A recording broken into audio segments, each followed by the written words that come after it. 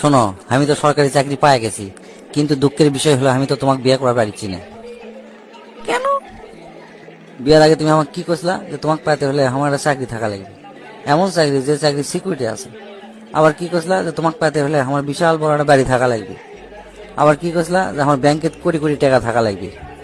তুমি আমার জন্য কি কি যোগ্যতা অর্জন করছো? খালি সাদা চামড়া এক নাই, আর এই সাদা চামড়া আল বাল ঘুষে সাদা বানিয়ে থুইছো এক নাই।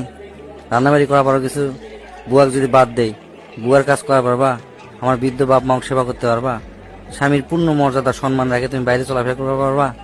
তোমাকে আমি চাকরি পাওয়ার করছি না, কিন্তু পুরো সংসারটাকে তুমি সামলান পারবা?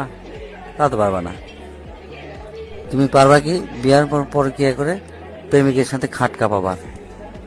আর বিয়ে করার সময় চাবা কি ভালো মনের একজন স্বামী, হ্যান্ডসাম হওয়া লাগবে, কোটি কোটি টাকা হওয়া লাগবে। একটা ছেলের চাকরি পাওয়ার গল্প জানো? বেকারত্ব কাক কয় বোঝো? তুমি আমার চুল বোঝো। একটা বেকার ছেলে ছাড়া একটা মেয়ে জীবনেও বোঝে না বেকারত্বের কি জ্বালা। খাবার হজম হয় না রে ভাই, প্রেমিকার বিয়ে হয়ে যায়, বন্ধুরা দাম দেয় না, বাপ লিখতে জিজ্ঞেস করে বাপ কি হলো, আমার বন্ধুর বেটা অমুক চাকরি করে, অমুক বন্ধুর বেটা অমুক চাকরি করে। মা আসলে আবার আসলে মুখ ঢাকে ঢাকে শোনে, বোনের বিয়ে আটকে থাকে। আর তুমি কি করো? বাড়িতে বসে থেকে সারাদিন টিকটক বানাও, ফেসবুকে সারাদিন নাচে নাচে শরীর দেখাও মানুষক।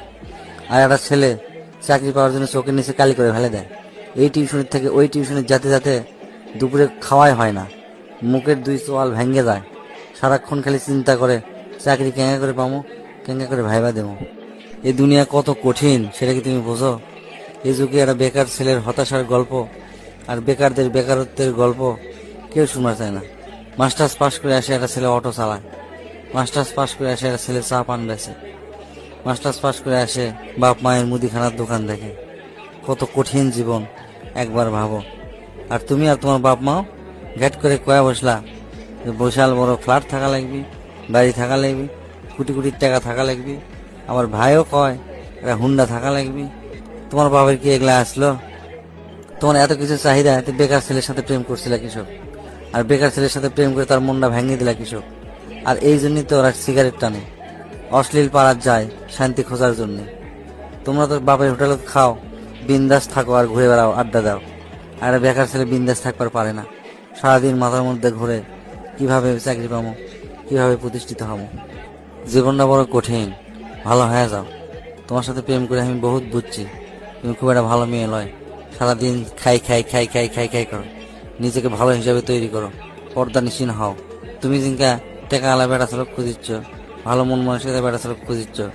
আমি এখন প্রতিষ্ঠিত হয়েছি, আমি এখন ওকে পর্দা নিশীন মেয়ে একটা বিয়ে করবো। ঠিক আছে, ভালো থাকো। ও আর একটা কথা, খালি তোমাকে লয়, সগলির উদ্দেশ্যেই করছি। একটা ছেলে যখন বিয়ে করার আগে যোগ্যতা অর্জন করা লাগে, ভরণ পোষণ করানোর ক্ষমতা থাকতে হয়, ঠিক সিংকায় একটা মেয়েরও একটা ছেলের বউ হওয়ার জন্য যোগ্যতা অর্জন করা লাগে, হোক সেটা চাকরির মাধ্যমে কিংবা সংসারের সমস্ত কাজ সঠিকভাবে করার মাধ্যমে।